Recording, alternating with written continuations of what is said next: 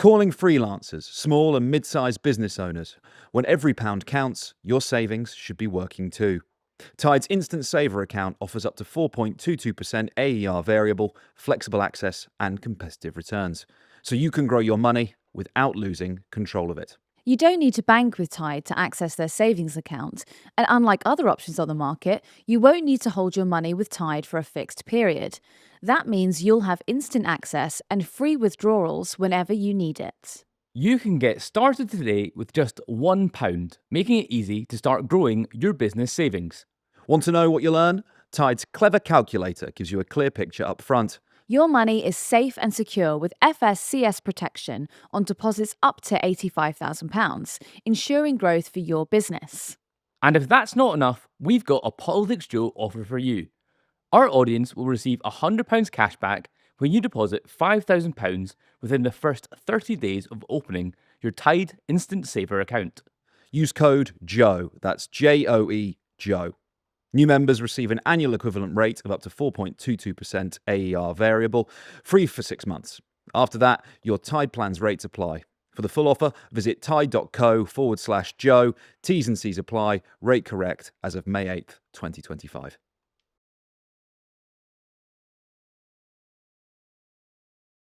Politics just is everywhere in football. I found a shirt in Colombia which has a dead gangster's face on the back. I prefer the term soft power to sportswashing. To me, that word implies you put in the dirty thing and you wash it and it comes out clean. Are you going to watch the Saudi League and be like, oh, that country that sort of, beheads teenagers is actually fine? I don't think that's what's going on. I think it's about, will Saudi Arabia exist in 50 years' time? Obviously, it's bad that people fight. I don't condone that at all. But people really care about it. And I think that's kind of special. Joey D'Urso, hello, welcome to PoliticsJOE. Thank you for having me. It's an absolute pleasure. We're here to discuss your book.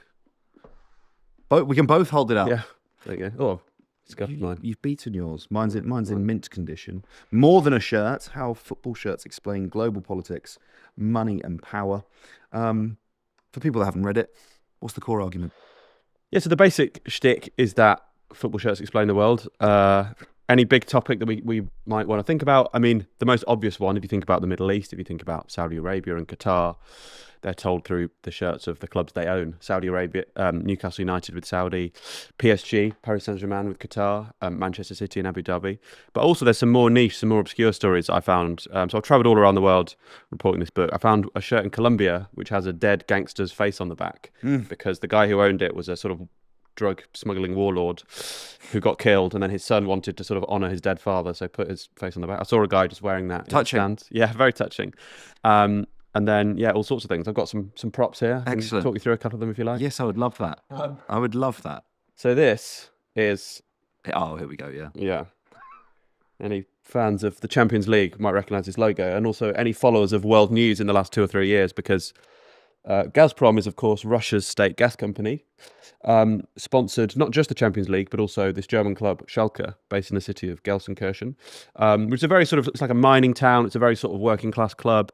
Back in 2007, they unveiled their new shirt sponsor, which was Gazprom. And no one had really heard of Gazprom at this point. There's a picture of Vladimir Putin holding this shirt up in a sort of boardroom in Germany. And this was basically a vehicle for Russian lobbying of German politicians. So Russia was selling cheap gas to Germany. That made Germany very dependent on Russia. That made Germany and Russia very close politically. And that meant that when the war in Ukraine happened, everyone in Germany was like, what have we been doing for 10 years? These guys, the rest of Europe had been saying, Putin is bad for a while. And Germany were kind of really close. And this club Schalke was like a lobbying shop for German politicians. So for me, that just very neatly tells this sort of big political topic through a football shirt. And I guess that's probably also a way into a conversation about the sort of East German, West German fault lines that still sort of act as a functional kind of schism across the country, right? That sort of affinity with Russia versus suspicion as a result of a sort of hangover of Cold War politics. Yeah, so Angela Merkel spoke, well, I presume still does, speaks really good Russian, spent a lot of time in the East. Putin was a KGB officer in Dresden in the East, so speaks brilliant German. So when the two of them, normally sorts of foreign leaders, I'd imagine, were speaking sort of broken English, but those two were like switching between German and Russian and sort of understood each other deeply. And so, that sort of German-Russian link, I think, explains a lot of the last 10, 20 years of European politics. And you kind of hear this it will typically be from like a Newcastle fan or a Man City fan, and kind of question, if the sports washing allegation is laid at their door, they'll kind of say, well, what's the big deal? We've signed Alexander Isak. Who cares? And do you think that just boils down to sort of like fingers in the ears, close your eyes, club loyalty? Or do you believe it does serve a political purpose? Because my argument would always be, why is the Saudi investment fund buying a football club if not, they're doing it for a reason? They're not just frittering money away. Yeah, I mean, I do have sympathy for the Newcastle fans. I mean, they didn't choose this, and I think it'd be pretty churlish to begrudge them like winning the League Cup, the first cup in 70 years. At the same time, they're literally being used for the vehicle of an incredibly oppressive state. The new Newcastle shirt is green, which is the Saudi Arabian flag color. Literally, that's the reason they do it, and it has like waves on it, and they said, "Oh, it's the Tyne Bridge," and it's like all green. It's like it's not the Tyne Bridge; it's the Saudi Arabian flag. Yeah, they're being used like there's a painful press conference with Eddie Howe, the Newcastle manager, being asked about this, and he's sort of like, "I'm just here to do football." They're literally being used by the state to further the ends of Saudi Arabian nationalism, but. At the same time, I think it's hard. We're both wearing our shirts now. It's very hard to wake up one day and say that huge part of your life that is linked to friends and family and the place that you're from, and just like forget about that. I have huge admiration for people who do. There are Newcastle fans who have done that, but I think that's pretty hard. Yeah, it is. I mean, look, as a Birmingham fan, when you're some very shady owners there for a long time. Yeah, exactly. Well, yeah, when your owner sort of falls foul of the Chinese Communist Party and ends up on in prison on money laundering charges, you win the League Cup, you get relegated the same season. There's an equally opaque it just pains me to say Trillion Trophy Holdings Asia. Trophy Holdings Asia, yeah. Then came in. Dr. Paul, there was like a there's all sorts, and now obviously we live in the sort of the gilded age of Tom Brady's minority ownership, and sort of Tom Wagner, and again you're kind of you have this constant sort of battle with yourself, because I'm sort of despairing as a Birmingham fan. They come in, they sack John Eustace, we're sixth in the league. There's then this merry-go-round of managers, which is kind of partially self-imposed, partially not. Rooney gets appointed, Mowbray gets ill, etc. It's not great. We get relegated, and then we essentially blow the league out of the water. Right? We buy Jay Stansfield from Fulham, who is if not at that point a Premier League player, certainly someone who you'd expect to go on and play Premier League football, break the league transfer record. I think our transfer spend that season was greater than the total of all of the other clubs put together. And if I was watching another football team do that, I would. I'd be like, killing the game. Like this is not what it's about. It shouldn't be pay to play. But then part of me is like, I was fed up of being in the Championship for 13 years. Yeah, I want us to like enjoy a modicum of success. And if everybody else has these, well, in some cases, nation states backing them, and we want to get to that table, like. It's the game's the game, and you just kind of have to accept it. There is this constant tension, right, in being a football fan, and that sort of, is this just light entertainment? Should I bring my politics to it? Yeah, I'm maybe a bit more glib than some people. As in, I sort of don't see it as in conflict as writing books about the big issues, and also just being like a normal football fan who like goes to it with my mates and like shouts at the referee, and I don't find that a sort of, I don't like wrestle with the geopolitics of it, and I think I would go mad if I did. Like, I think it's fine to just be a normal football fan and sort of have this kind of intellectual interest in it. Yeah. But I've sort of never had to. I never really was a sort of match-going reporter in the press box. I've never really had to sort of exercise this professional distance from it. Like, I have no relationship with Villa as a club hierarchy. I just I pay for my tickets. I go to matches. I'm not a journalist in that sense. So. And I sort of think, football fans shouldn't feel bad about being a sort of basic football fan. Like, it's fine. So what do you make then of the, I get it a lot. I got it a lot when we started PoliticsJOE, because like it might be a bit meta for people listening, but Joe starts as a football outlet. Yeah. We start publishing political content, and obviously the social channels we have been built around sport, and so. The sort of like the wall of comments you would get is like, keep politics out of sport. Football and politics don't mix. And I guess this book and others make quite persuasive arguments that no. Yeah, when was that? Like 8 years ago? Yeah, something like that. But so much has changed since then. You've had the World Cup in Qatar, you've got the World Cup in Saudi Arabia, you've got Newcastle, Saudi Arabia owning Newcastle. I mean, it's changed hugely since then in terms of politics. Just is everywhere in football. Yes. And also all the financial stuff. As an Aston Villa fan, all the stuff this summer is about PSR, profit and sustainability rules, financial fair play. Can we sign someone new? And it's kind of boring. It's like accountancy, but you can't just disengage from it, because that's the reason there's no transfers. So there's complex rules. It's very hard now to just be someone who goes for 90 minutes, and this world of money and politics is there in a way it wasn't 10 years ago. Yeah, I found it quite peculiar, sort of heading to the BBC Sport website over the summer, and 9 times out of 10 there'll be an article sort of quite near the splash, sort of talking about Manchester United's profitability and redundancies, and you're kind of going, this feels like this component of sports journalism feels like a layer that we haven't had previously. Definitely. And the people who write about it, loads of people have hired a sort of accountant basically to talk about all these things. And one thing I learned traveling around the world is that Manchester United are just so massive still. Yes. Which is kind of a statement of the obvious, but it's exaggerated when you go to South Africa because there are no Everton fans or Burnley fans. They're only fans of sort of 4 or 5 clubs. They're huge, and there's an incentive, I think, in journalism to you want to write about what's popular, right? Yeah. If you write about Burnley's tactics for the coming season, probably very few people click on it.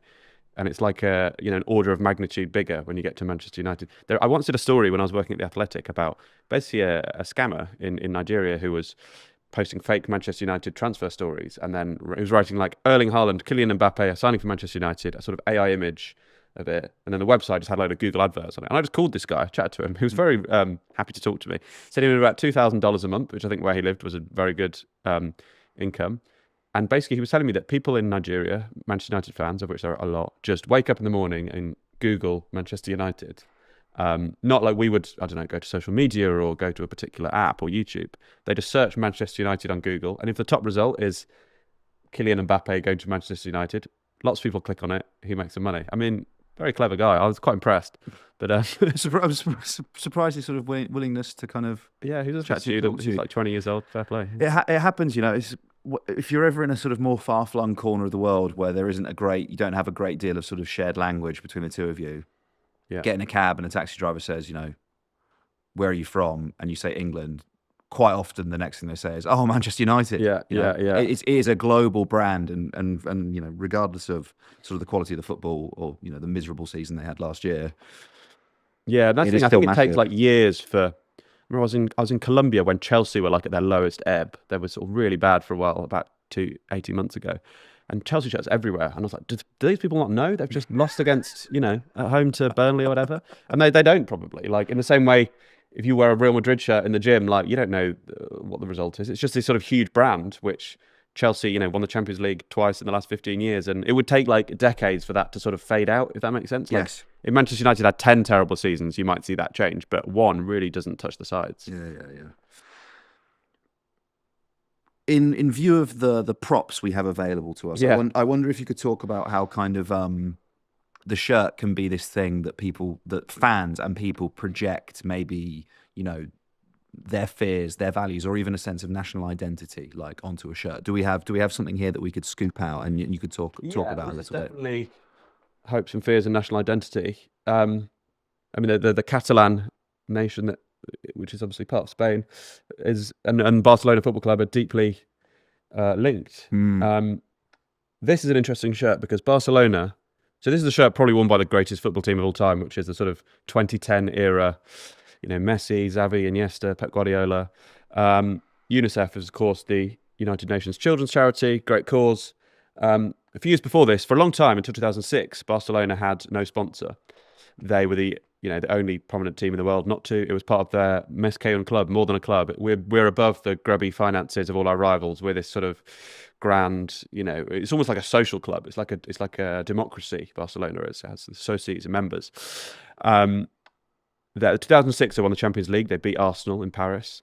That was their last ever game without a shirt.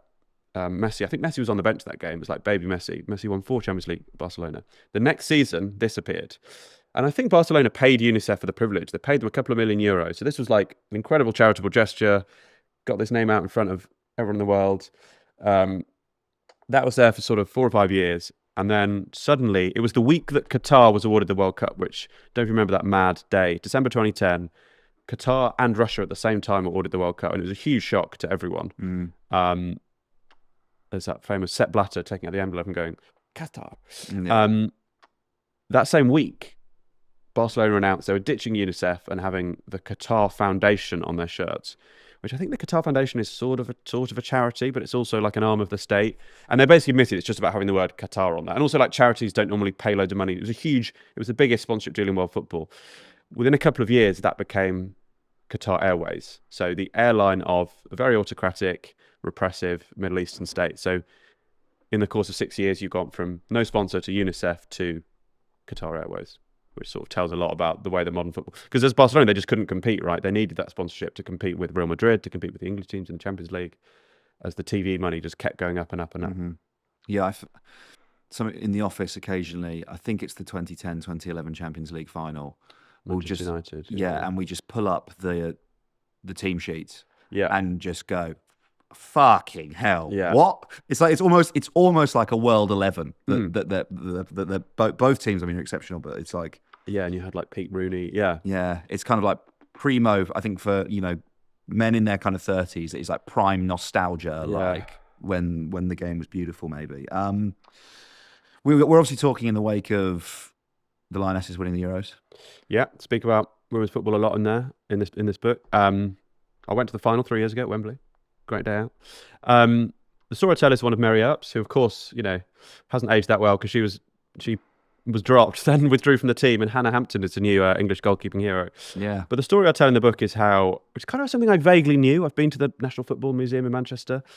Women's football was banned for 50 years. So the First World War, men went off to fight. Lots of people who were still around, be that older men or kids or women, still wanted to watch football. So women had been playing for a while, but not very sort of organised. And women's football became really big. And there was a game in 1920, so just after the war, at Goodison Park, at the Everton Stadium, with 50,000 people.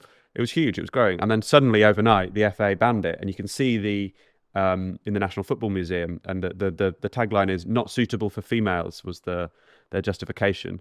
There's a lot of weird stuff around that time about, like, people literally thought women's bodies would, like, they couldn't have babies, or they're like, if you sort of exercise, then you sort of become ill. It's really out of sort of Your medical humours would become imbalanced. Yeah, it was sort of out of medical concern. The boat race, the Oxford-Cambridge boat race, was once sort of rushed by angry men being like, women shouldn't be doing this.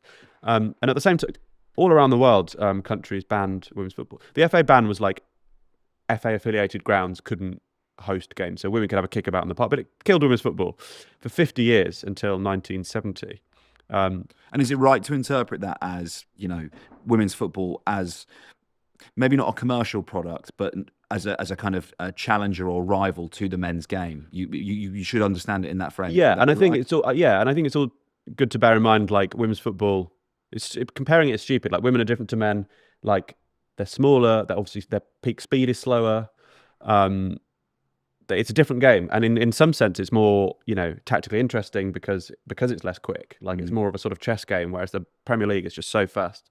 It's different, and comparing it is stupid. But yeah, when people say, like, with men's football, there's more money in it, the crowds are bigger. Like, of course they are, and they probably will be, for the foreseeable future. But I don't really see that as the right way of, it's like saying, oh, more people go and watch, I don't know, football than cricket, therefore cricket's rubbish. Like, it's just a different sport, right? Yeah. Different people want to watch it. Yeah, good for them. Because the Lionesses, I feel, have come to represent something perhaps slightly different to the men's team. Yeah, and I think watching a lot of the coverage of it this summer, it's like 4 years ago, they're almost like having to justify their existence and talking about, like, how exciting it was that these men being proud of their daughters, and it's just like, isn't this great? That women are allowed to do this now. Whereas now it's just they're talking about the tactics and the players, and these people are kind of household names now, right? Like, Chloe Kelly, Leah Williamson. But so I think it's kind of moved beyond that. And in England, this incredible success of 2 Euros, a final.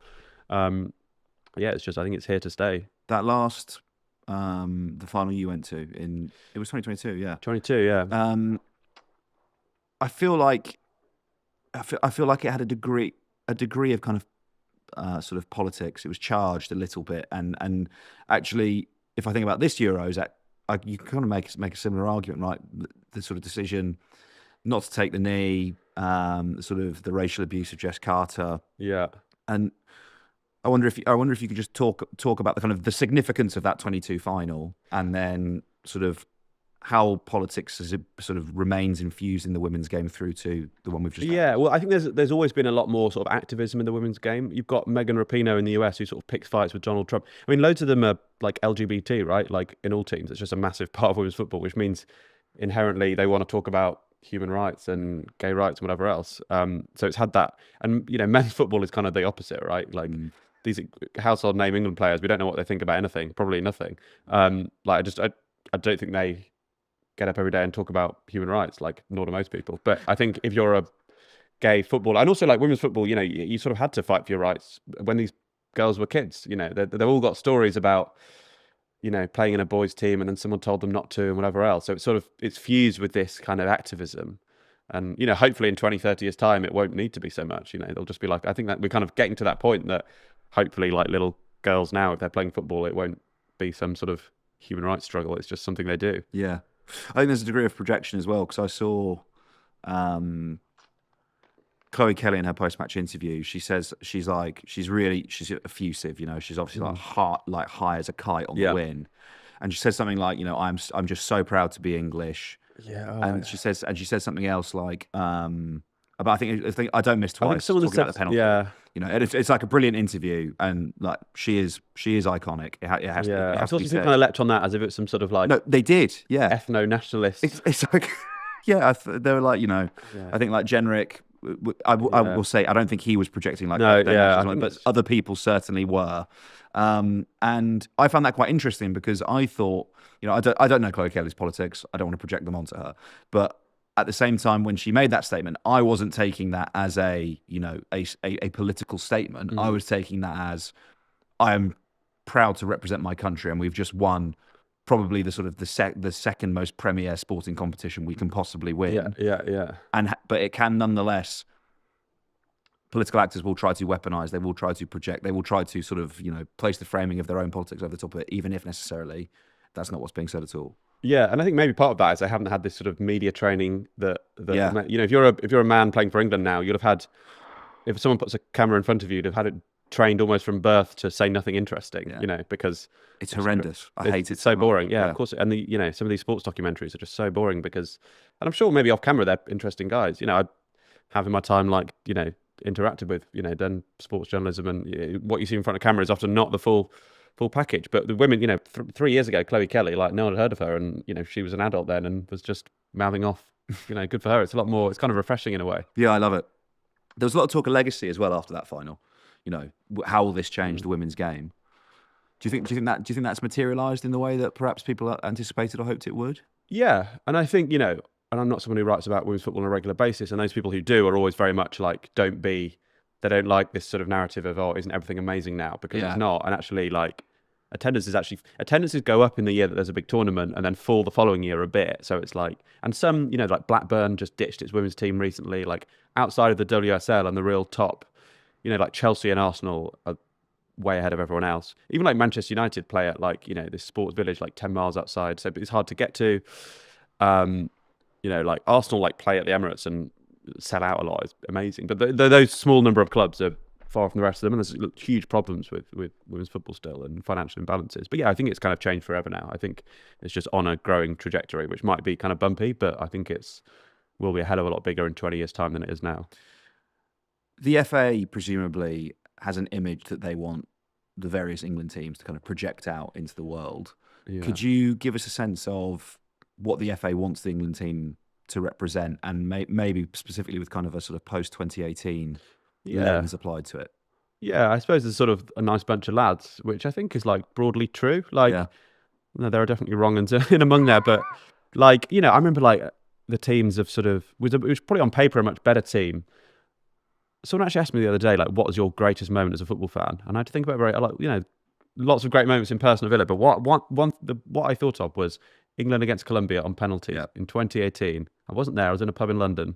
And partly because it was like amazing weather in my 20s, loads of mates. But there was something about that summer that was just so, like, supporting England became nice and fun and like exceeding expectations. When the tournaments before that, it was a load of like better players, but they just did seemed like horrible. The vibes were off. The vibes were off. Yeah. Extremely off, yeah. And in 2018, the vibes were incredible. And now the team is better. Got to a final, got to 2 finals, might win the World Cup in 2026. Like, definitely. But there's something like when the expectations are high, there's less of a buzz. I wondered if that was kind of the sort of the crushing weight on those players when you talk about, Lampard, Gerrard, Rooney, Scholes, etc. Totally. It's kind of everyone's going, well, we've watched you win Champions Leagues, we've watched you, do extraordinary things in the Premier League, and then it feels like when you put on the England shirt, Yeah.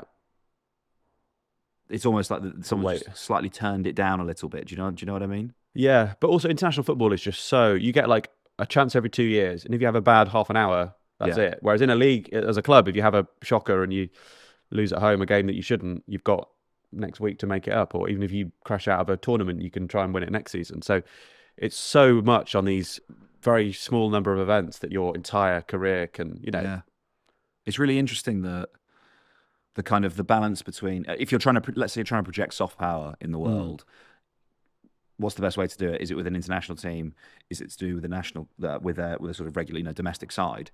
And I'm trying to, when you were saying like, what's your favorite moment of being a football fan? I was like, that summer was extraordinary. Whether it was like when I watched games in pubs and everyone was going absolutely bananas. Whether I was watched Colombia at a mate's house, dragged a sofa out into the back garden, got an extension lead, put the TV out there, and like winning a penalty shootout, which was just like an extraordinary feeling. I feel like when you're an England fan and it's good, I kind of feel like it's unparalleled. Yeah. Because I would say outside of the international side, it's Birmingham winning the League Cup in 2011 and going to Wembley, and that like was an extraordinary moment for me. And I don't know how to sort of balance the two against each other, but I don't know if it's classic. Would you rather England win the World Cup or your club win the? I don't know. I think I maybe club, but it's hard to say. Yeah. Do you think there is? I guess if you're Saudi Arabia and you're looking to project soft power, as far as an undertaking goes, it's easier for you to buy Newcastle than it is to be like, right, let's start a sort of 10, 20-year program for the Saudi national team. Yeah. And you can't buy players Qatar have kind of tried it, but you can sort of turn Brazilian Saudi. But I mean, the sort of soft power thing I think is interesting because I think I prefer the term soft power to sportswashing, which is a term that gets used a lot, which to me that word implies like, you put in the dirty thing and you wash it and it comes out clean. Like, are you going to watch the Saudi League and be like, oh, that country that sort of, beheads teenagers is actually fine? Like, I don't think that's what's going on. I think it's about, will Saudi Arabia exist in 50 years' time because it's in a hostile neighborhood? Qatar is this tiny little place that has Saudi on one side, which has basically never been kind of comfortable with Qatari independence. And then you've got Iran and Iraq on the other side. So a pretty fractious place. Will this tiny little spot of land still be there in 50 or still be Qatar? And by turning it into this like global sporting hub, and also the US military base, which is probably the bigger factor. But after that, it hosts World Cups, it hosts Asian Champions Leagues, it hosts athletics. Like anyone who's anyone in sport has been there. And I think that matters. And I think it sort of preserves the status of Qatar in the long term. And I think that's what they're trying to do. It's about when the oil runs out, when the gas runs out, will these places still exist? Yeah. I don't feel like the Lionesses have received the same scale of kind of backlash, and I'm just thinking about taking the knee and then deciding not to over this summer. When that was happening in the men's game, it was like national politics, wasn't it? Starmer and Ange take the knee in. Wow, I forgot about that. Yeah, there's like there's a bit of a picture of them, that wouldn't happen now, would it? Yeah, well, I don't think it would, and. At the same time, I think if like the men's team did and then decided not to, someone got sacked on GB News, didn't they, for taking the knee on TV? And everyone got a bit mad during COVID, didn't they? Yeah, it was a bit brainworms. But I don't feel like that culture war happens in the same way in the women's game. No, well, it is smaller, right? Like fewer people are watching it. I think also, the sort of activism is sort of fused into the sort of body politic of women's football in a way that it's not. With the men's game, you kind of always got the sense that was someone telling them to do it, or were they? I think actually not. Some of the players like I don't know, like Raheem Sterling, Tyrone Mings, like been really vocal about why they say it's important, whatever. But in the women's game, yeah, I think that sort of sense of activism feels more genuine. So Yes, but I also think as well that maybe there isn't this confrontational tension with the fans. You know, yeah, with it's a whole different vibe. Yeah, the fans at the women's game, even if you're just watching on TV, there are audibly more women. yeah, I really noticed that. I went to an Arsenal game once, and I've been to Villa games as well. Like the crowd noise is like higher pitched because and there are more families there. Yeah. Versus like the England men's team, where actually you go, yeah, okay, if Mings or Raheem Sterling or whoever, you know, saying this is a real issue for us, and the rest of the squad gets around them, that's kind of actually oppositional to the fan base, right? And there's a tension there that doesn't exist perhaps for the Lions in the same way. I've seen England abroad a bit. I think I went to Marseille in 2016, which was pretty hardcore. Yeah, I think it's changed, and I think you do see more families and more kind of people of ethnic minorities and women watching England abroad. But yeah, there is still a bit of that there. Yeah, although I'll always sort of stick up for sort of bit of needle and spite, and yeah, I love it. And that if we were in a pub in Birmingham, we probably wouldn't be allowed to be. One of us wouldn't be allowed in on a. Well, they always played separately on. They're never at home on the same Saturday, because and obviously it's bad that people like fight. Like, I don't condone that at all, but like people really care about it, and I think that's kind of special in an age where, like, you know, religion has fallen through the floor. Like, sort of other identities, like people don't go to societies, and you know, it's one thing that people really, really care about, and I think that's something quite special. Yeah, it is for sure. Yeah, one of the sort of few remaining sort of mass attended third spaces that are in the country. And that in Saudi, that is one of the reasons they're doing it, is because there's a lot of like bored young men in Saudi Arabia. They basically pay people to do nothing with the oil money. It's got a huge population, unlike Qatar. It's like 40 million people. A lot of blokes sitting around without much to do. If you give them the outlet of go and watch Al Hilal and set off fireworks and shout at the Al Nassr fans, that's kind of good. It gives people, it's like a safety valve. And lots of dictatorships have sort of used football in that way.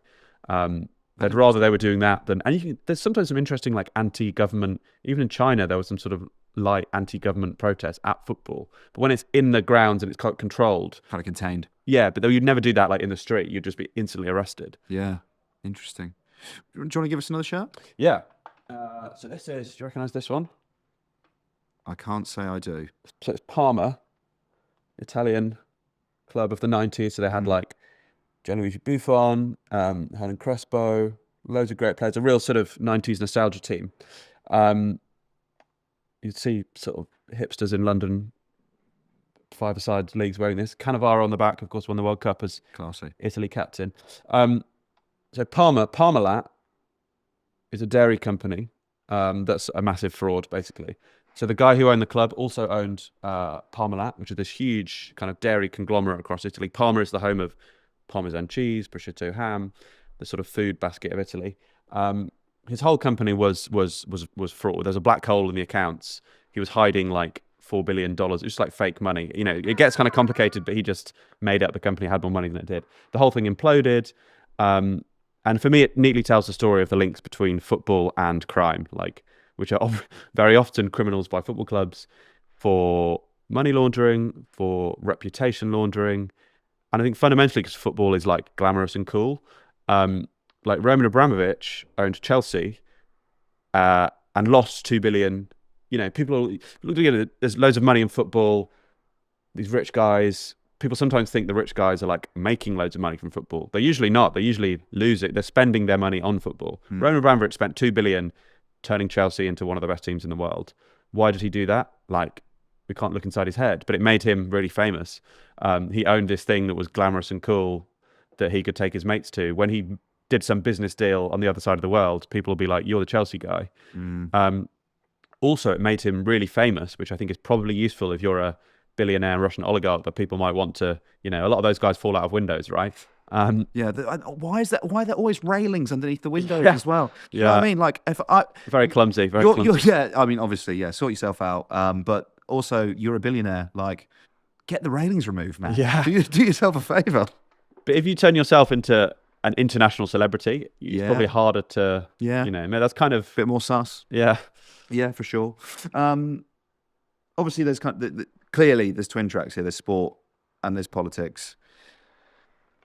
For people of a more political persuasion, I don't know, politicians, policymakers, they're going to read this book, listen to this interview, a lesson they might learn, what's something that you would like to kind of impress upon them?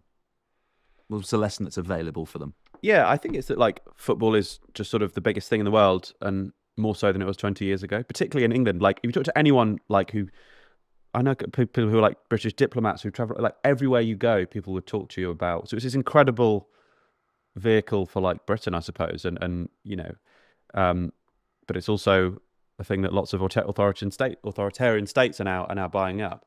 I think there are like deep problems with money in football at the moment that need sponsorship. There's a lot of incredibly grubby sponsors in football, and I think that's really bad. I think it's kind of changed the game to an extent. I think it's like this strange sort of like shell Chinese betting shops Yeah. that don't actually exist. And So I've done a lot of report. You know, the sort of, I guess, the like origin story of this book is watching football in lockdown, seeing obscure Chinese betting companies on the billboards of these empty stadiums, and then going down this rabbit hole of finding out that there's lots of very murky stuff kind of going on behind the scenes.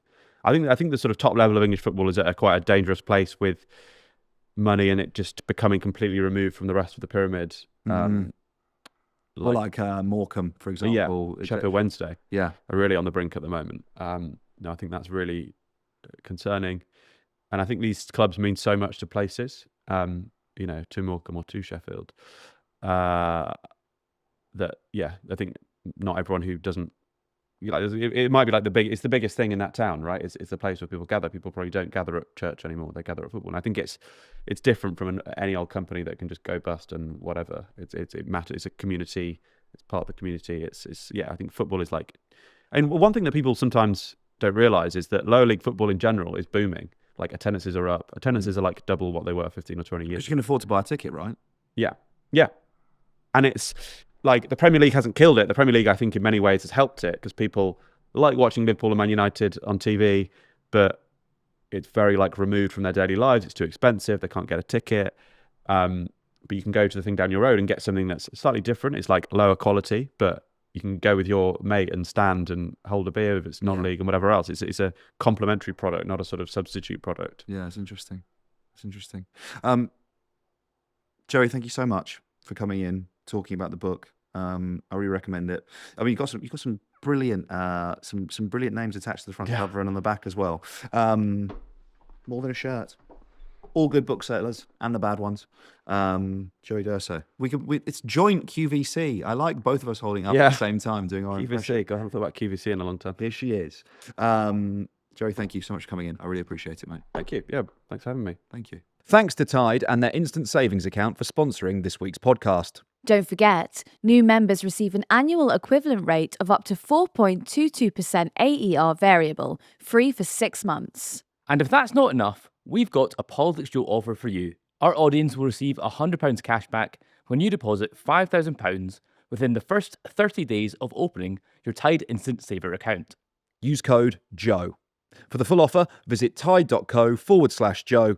T's and C's apply. Rate correct as of May 8th, 2025.